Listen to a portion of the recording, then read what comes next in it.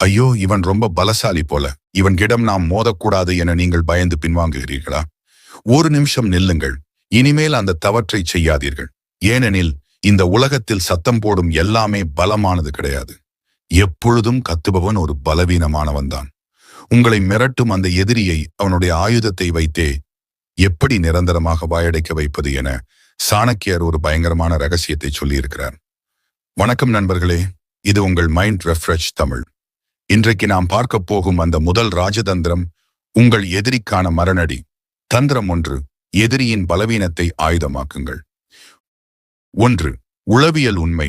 ஒருவன் உங்கள் முன்னால் வந்து தேவையில்லாமல் பேசுகிறான் அல்லது பின்னால் உங்களை பற்றி வதந்தி பரப்புகிறான் என்றால் அவனுக்கு உங்கள் மீது கோபம் இல்லை.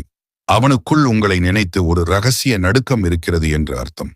அவன் தன் பலவீனத்தை மறைக்கத்தான் அந்த போலி தைரியத்தை காட்டி உங்கள் மீது ஏறி மிதிக்க